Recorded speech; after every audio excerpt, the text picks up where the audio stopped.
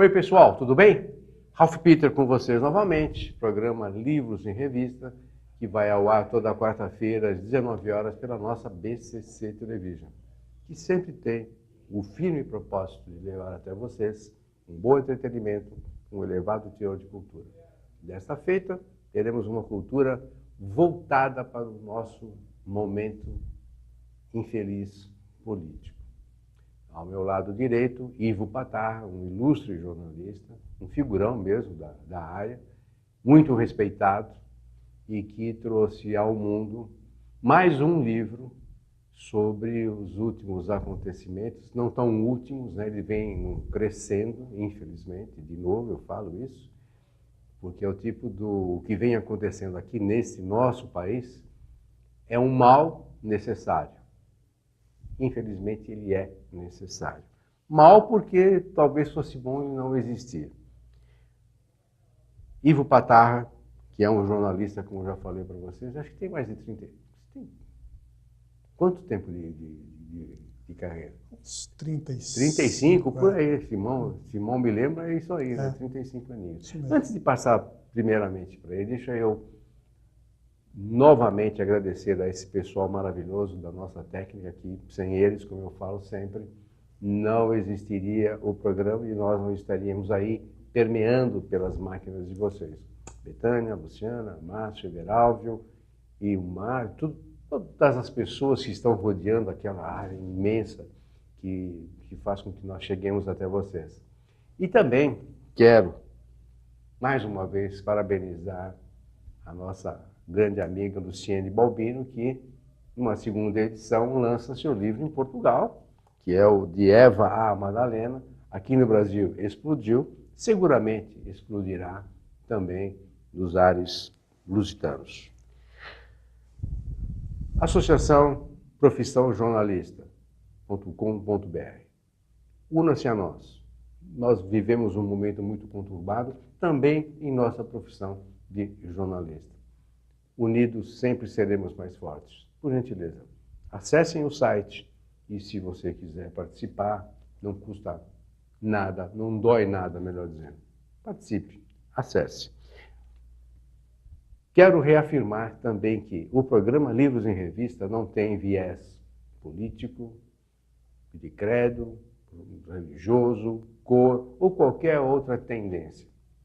A nossa única obrigatoriedade, e aqui a pessoa sente-se aqui ao meu lado, é um conteúdo honesto, que leve até o nosso espectronauta informações básicas e que tanto seja de sobrevivência, política, pessoal, ambiental, em suma, há que ser honesto. É a única coisa que nós solicitamos e, aliás, exigimos.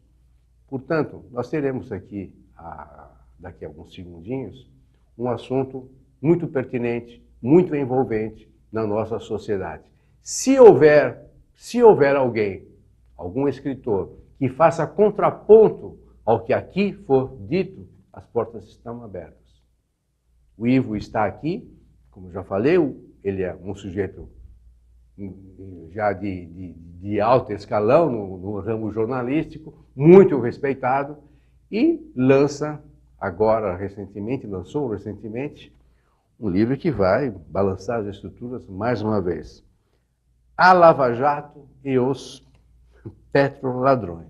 Meu caro, muito obrigado.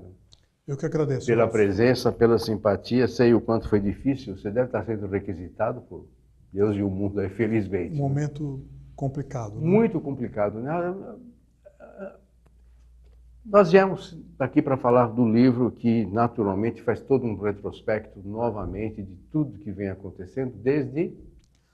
Olha, o Petrolão ele surge com o início da Operação Lava Jato em março de 2014, faz pouco mais de 4 anos. 4 anos, né? Fez agora 4 anos. E é a principal agenda política do Brasil. Todo dia, noticiário, fato... É o maior escândalo de corrupção política de todos os tempos do Brasil, não há dúvida sobre isso. Eu me lembro que no primeiro programa, foi na época do Mensalão. Sim. Você lançou... O Chefe. O Chefe. Já era um prognóstico isso. E você, eu me lembro que foi a primeira pessoa que eu vi, se não a única, a afirmar que o chefe, o Lula, que aliás tem até a cara, o rosto, a fotografia dele na capa, que o ex-presidente Lula seria conhecido em breve espaço de tempo como o governo mais corrupto que essa nação já viu. E, desafortunadamente, me parece que você estava certo. Na verdade, não fui eu que fiz essa afirmação, foi um ministro que ele nomeou, que antes de ser nomeado fez essa afirmação, e o Lula acabou, mesmo assim, nomeando o Mangabeira Unger, que disse isso algum tempo antes de ser escolhido para o primeiro escalão do governo do PT, que o governo Lula era o mais corrupto da história. Eu diria para você que a gente está vivendo um momento eu chamo de esquizofrenia ideológica. Então, os defensores do Lula, todos os dias perguntam se há prova contra o Lula. Assim mesmo, no singular, como se eles quisessem uma única prova contra o Lula e, portanto, duvidando de que exista uma única prova contra ele. Na verdade, existem dezenas de evidências, indícios e provas que formam um sólido, um robusto conjunto probatório. A gente pode pegar, por exemplo, esse fatídico apartamento triplex no Guarujá, pelo qual ele foi condenado agora. E, veja bem, a construtora OAS, que fez o prédio, havia concluído a obra. Estava pronto para ser habitado. E aí nós temos uma fotografia do Lula e o senhor Léo Pinheiro, que era o dono da construtora OAS, que, aliás, era uma fornecedora da Petrobras, dentro do imóvel, dentro do triplex. Isso faz parte do processo. Em seguida, esse imóvel, que estava pronto como todos os outros do famoso edifício Solaris, passa por uma reforma completa. A OAS quebra ele inteiro de novo. Então, no projeto original, a ligação entre os 3 andares do triplex era por escada. Não, se instalou agora um elevador privativo, se mexeu na piscina, se mexeu em tudo, uma reforma caríssima. A cozinha do triplex, com móveis e utensílios luxuosos.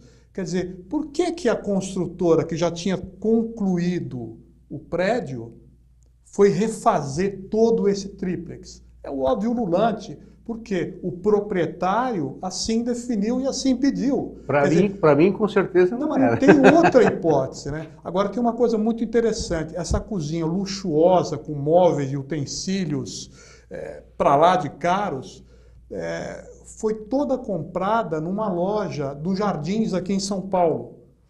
E, por coincidência, essa mesma OAS comprou mais móveis e utensílios para uma outra cozinha, que também fez parte de uma propriedade suspeita de ser oculta, do senhor Luiz Inácio Lula da Silva, que é o famoso sítio Santa Bárbara, em Atibaia, pelo qual ele certamente, entendo eu, também será condenado. Então você tem a mesma fornecedora da Petrobras comprando 2 cozinhas luxuosas, uma para o triplex no Guarujá e uma para o sítio Santa Bárbara. Quer dizer, isso é evidência ou é prova? Para mim faz parte de um conjunto probatório. Aliás, o sítio em Atibaia entra uma outra construtora também, que é a Odebrecht. Ela também faz as obras e ela também era fornecedora da Petrobras. E essa mesma Odebrecht usa uma outra construtora pequena, uma espécie de testa de ferro dela, chamada DAG, que ela usa exatamente para que Odebrecht, não apareça. Isso, para mim, é prova. E o que faz essa DAG? Compra um apartamento contíguo ao do Lula em São Bernardo do Campo. Ou seja, a Odebrecht deu o apartamento do lado. Quer dizer, o Lula dobrou a área do apartamento dele em São Bernardo, simplesmente abrindo uma porta entre os 2 apartamentos. E como é que eles fizeram? Quer dizer, se o apartamento triplex ficou em nome da OAS, o sítio Santa Bárbara ficou em nome de 2 sócios do filho do Lula, no caso do apartamento em São Bernardo, eles põem no nome de um primo, de um aliado, de um amigo próximo do Lula, que é o José Carlos Bunlai. Então, Glaucus da Costa Marques, o primo desse José Carlos Goulart, é o dono formal do apartamento que é do Lula, é uma propriedade oculta. Tinha o tal de Bittar também no sítio. Exatamente, né? O Bittar também é um dos sócios do Lulinha, do filho do Lula. Que me causou uma certa estranheza que uma outra evidência, só um parênteses, outra evidência, que quando alguém estava grampeando alguém com as ordens judiciais cabíveis e tal, um dos filhos do Lula recebe uma ligação do Bittar pedindo permissão para levar alguma coisa. Exatamente. Quer dizer, ele não era dono de jeito nenhum, né? Agora, só para terminar, quer dizer, para eles fazerem de conta que realmente o imóvel de São Bernardo pertencia a esse Costa Marques, eles fazem, obviamente, um contrato de aluguel e emitem recibos. Só que os pagamentos de aluguel não foram realizados. Não se prova... Não tem contabilização. Não né? tem, o dinheiro não entrou na conta desse Costa Marques. Por quê? Porque era tudo uma armação, era uma propriedade oculta, né? E, por fim, a quarta propriedade oculta da qual o Lula é suspeito é um imóvel de 12 milhões de reais que foi comprado para funcionar como sede do Instituto Lula. No fim, pelo que pareceu, né, o próprio Antônio Palocci convenceu Lula de que aquilo era demais, que era muito na cara, eles devolveram esse imóvel e ele foi vendido e o dinheiro voltou para a conta corrente que existia entre o Partido dos Trabalhadores e a Odebrecht por conta das propinas que deveriam ser repassadas pelos contratos que a Odebrecht tinha na Petrobras e em outros setores da vida pública. E eu acho até que esse tal Instituto Lula não vingou porque começou a estourar esses probleminhas. Daí, opa, derruba esse pano aí, porque como um Palocci muito inteligente...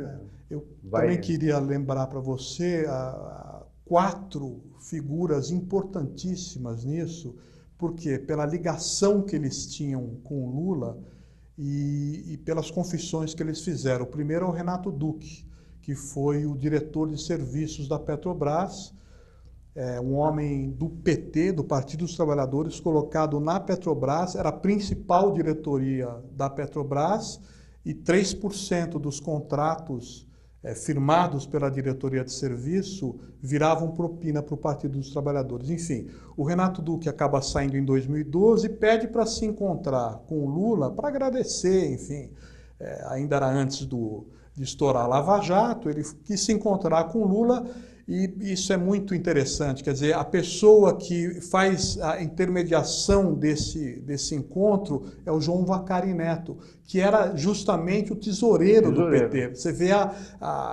como é que a coisa estava, quer dizer, o intermediário entre um diretor da Petrobras e o Lula era o tesoureiro do PT. Muito bem engendrado, né? Muito bem engendrado. Agora, a impressão que fica, melhor que passa, né? É que o Lula é o cerne disso tudo. Mas e a periferia? Por exemplo, você tem um cara que seguramente, se não participou ativamente, devia saber, até porque é uma raposa velha, no bom e mau sentido, que é o Temer.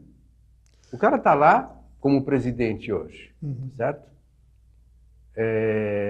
Mas ele gravitou na vice-presidência por todos esses séculos. Sim. E aí? Quer dizer, fica ileso? Não, a própria escolha do Temer para ser o vice da Dilma em 2010 é do Lula. Quer dizer, e deu tão certo a parceria que em 2014 eles arreditam, quer dizer, a Dilma é candidata à reeleição com o Temer novamente como vice-presidente. Quer dizer, ele se amoldou a essa coisa de forma... Não havia conflito entre eles na hora de dividir o butim, por exemplo, da Petrobras, né?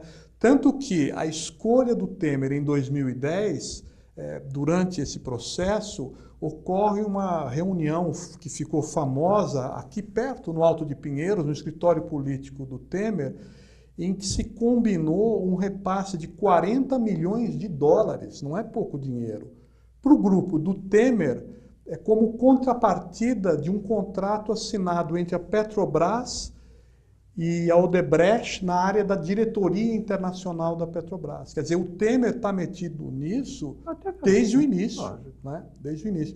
Eu só queria citar, quer dizer, além do Renato Duque, que na hora que ele fala que o Lula queria saber dos contratos dos navios sonda para perfurar o pré-sal, quer dizer, é um cara muito próximo dele que está apontando o dedo para o Lula e dizendo assim, olha, ele tinha conhecimento, pleno conhecimento dos esquemas dentro da Petrobras. O Delcídio Amaral é outro, senador do Partido dos Trabalhadores. Cama e mesa, né? Líder do governo Dilma Rousseff no Senado. Ele faz a delação premiada e ele diz, com todas as letras, que para obter o silêncio do Nestor Cerveró, que era o diretor internacional da Petrobras, o Lula estava por trás de um suborno de 250 mil, 5 parcelas de 50 mil, que o próprio Delcídio Amaral operou para ou calar e impedir a delação premiada do Nestor Cerveró, ou combinar o que seria dito para que não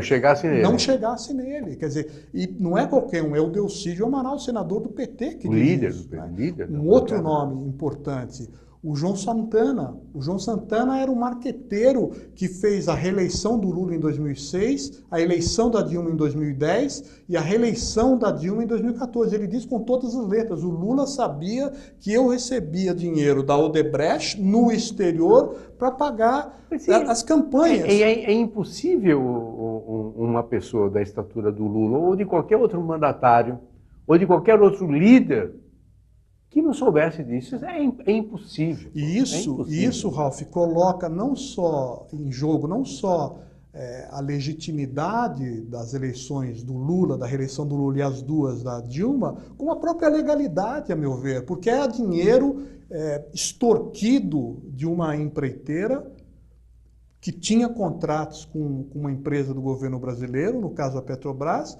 e que pagou a campanha, pagou o marqueteiro.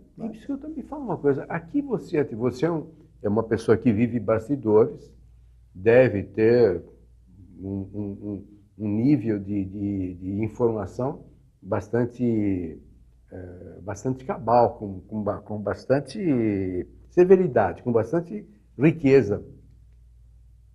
A que você atribui esta... Como é que eu posso te dizer? Esta quase que imortalidade de uma pessoa como o Lula.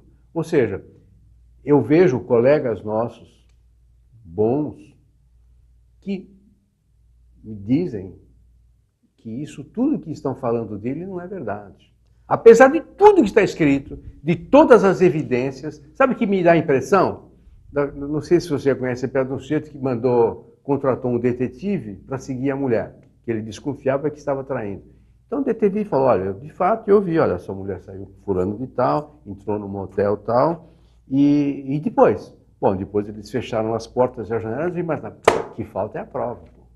É mais ou menos isso. É o que eu disse no começo da esquizofrenia ideológica. Na hora que você tem um sujeito como Antônio Palocci, um dos principais nomes do Partido dos Trabalhadores, que está preso e que diz, com todas as letras, que foi feito um pacto de sangue, foi a interpretação que o Palocci fez, entre o Emílio Odebrecht, o patriarca da Odebrecht, e o Lula, que tinha como pano de fundo a entrega de 300 milhões de reais para o Lula a partir de 2011, a partir do momento que ele deixa a presidência da República, para que ele pudesse se fazer um líder político atuante. Quer dizer, você não faz política com ideias e propostas, mas com dinheiro, né? Não, e tem um detalhe, tem um detalhe. Você pode fazer o cruzamento dessas informações. O Palocci falou, o Odebrecht confirmou. Sim. E não é verdadeiro. Eu não consigo entender isso. Quer dizer, eu não consigo entender e não aceito. Não, isso. É uma esquizofrenia. Quer dizer, você tem muitas evidências, muitos indícios e muitas provas disso. Sabe, eu tenho a impressão de que o Lula talvez não tivesse sido preso tão rapidamente como foi, apesar de toda a legalidade, eu acho que foi até muito rápido, se ele não tivesse sido tão arrogante, tão batendo tanto no judiciário, pedir para o Sérgio Moro Eu não quero nem que ele me deixe vivo, eu quero que ele peça desculpas. Pô, é muita arrogância, é muita audácia, muita cara. Tudo bem, faz parte do tipo dele. Ele gosta de bater e tal, ok, tudo bem, ele ganhou a presidência, no meu modo de ver, contra o Alckmin, porque ele bateu e não deixou o Alckmin falar. Uhum. Isso é interessante porque o Lula ele tem toda uma característica de oposição.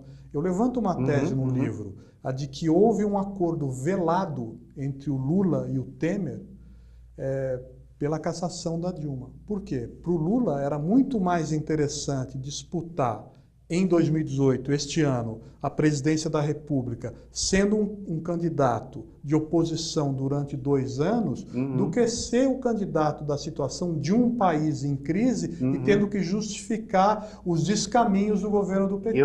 Eu falei isso aí numa reunião na Fiesp, todo mundo achou que eu estava louco. E interessante. Então, bem antes disso acontecer. Então, deixa eu dar um número, quer dizer, 3 semanas antes da Câmara dos Deputados aprovar a admissibilidade do impeachment da Dilma Rousseff, havia cerca de 170 deputados em dúvida. O que faz o Lula? Ele vai para um hotel em Brasília e começa a receber políticos para convencê-los, supostamente, a votar contra o impeachment. 3 semanas depois, aqueles 170 que estavam em dúvida, só 30 passaram para o lado da Dilma.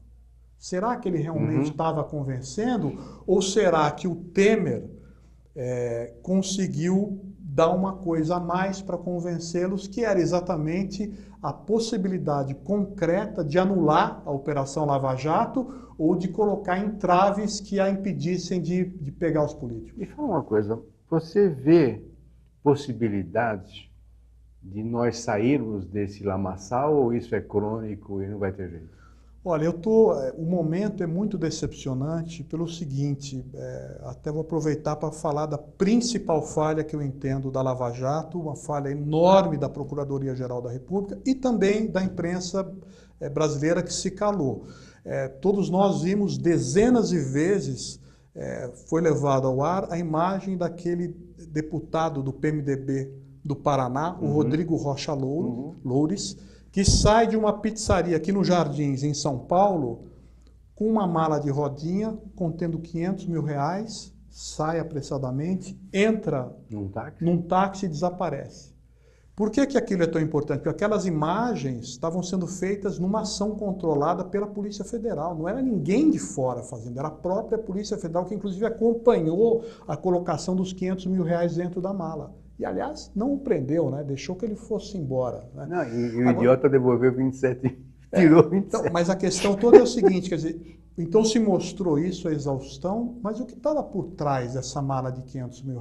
Não se foi atrás. E o que estava por trás era o seguinte, em primeiro lugar, aquela seria a primeira mala de R$500 mil, de malas semanais de R$500 mil que iriam durar 20 anos. E quem é que estava dando a mala? Essa era a proposta da JF, né? A JF que deu esse dinheiro. Durante 20 anos, isso somaria R$500 bilhão. O que ela tinha?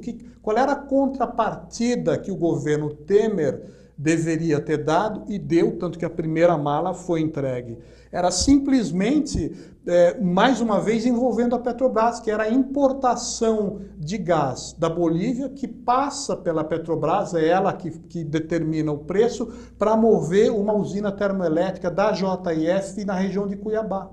Então, eles queriam que o gás fosse vendido pela Petrobras a um preço baixo, e isso, para que eles pudessem ganhar muito dinheiro, isso justificaria a entrega de uma mala de R$500 mil por semana durante 20 anos. Mas é muito dinheiro, né? Não, mas se calou. A Procuradoria-Geral da República não foi atrás, a imprensa não foi atrás. Essa é a principal falha da Lava Jato. E eu tenho aqui a minha convicção de que isso tivesse acontecido com o Lula ou com a Dilma Rousseff, todo mundo teria ido atrás. Mas se deu esse benefício absolutamente inaceitável para o presidente da República. Eu acho que a hora que o Temer sair da presidência, que será logo, os caras vão atrás disso aí. Será que não?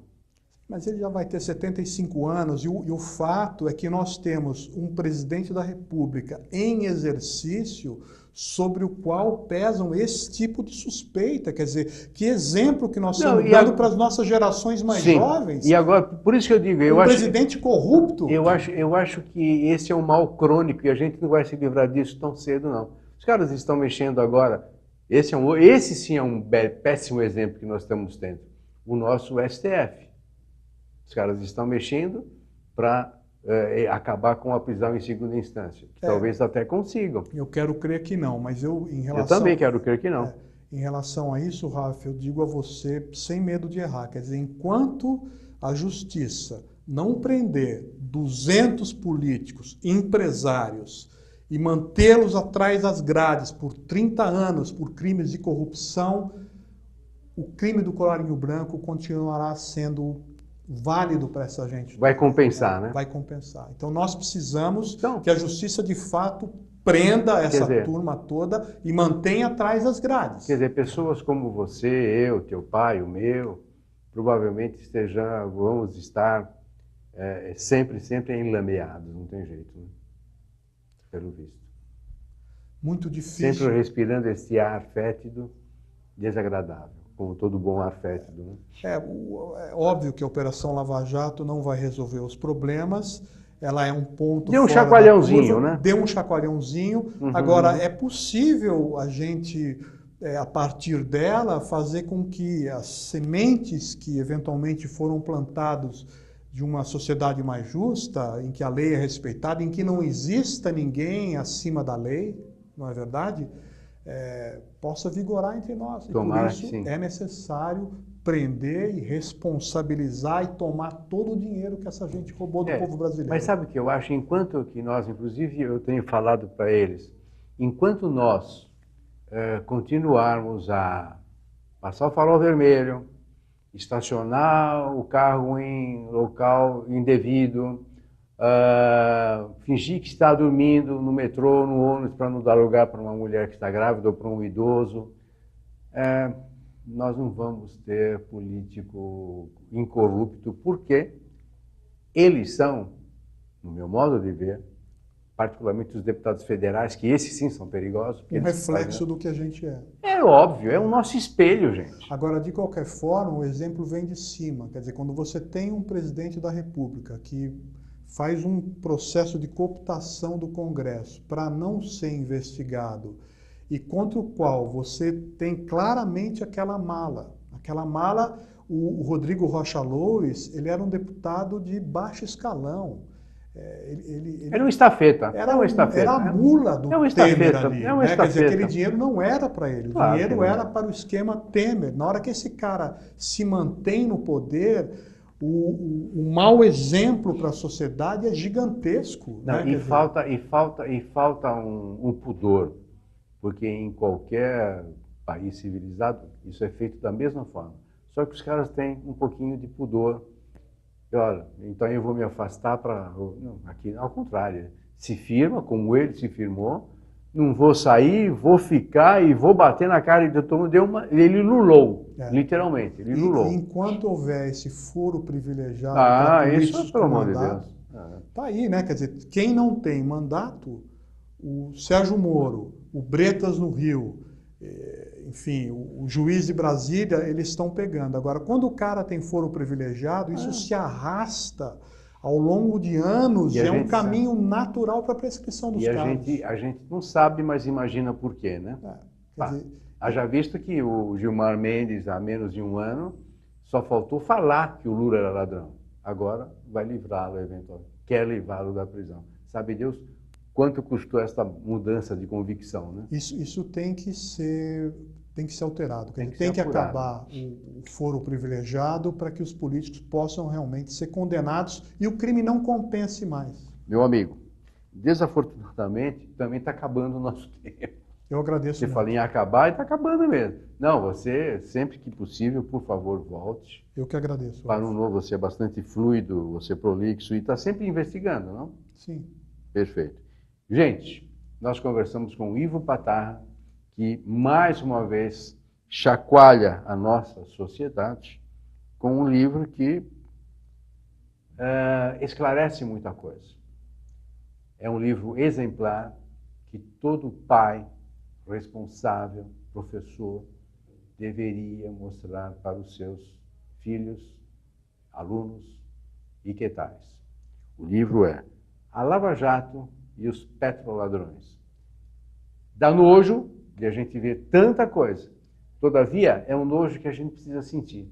Não adianta a gente, bom, mas política é assim mesmo, isso é assim mesmo, eu não consigo nem mais ver televisão de tanto... Gente, é tudo que eles precisam, que nós nos omitamos. Então, um livro como o Ivo Patarra trouxe ao mundo é de extrema importância, de extrema valia, e todos nós precisamos ler. E olha, não precisa ler com muita lupa, não. Vai lendo, fluidamente, que olha, é fantástico para a gente entender como está todo esse cenário, como já falei, infelizmente, com um aroma fétido que a gente gostaria de não sentir mais. Muito obrigado pela companhia. Até a próxima semana, se Deus quiser e as forças inimigas assim o permitirem. Tchau, tchau. Felicidades.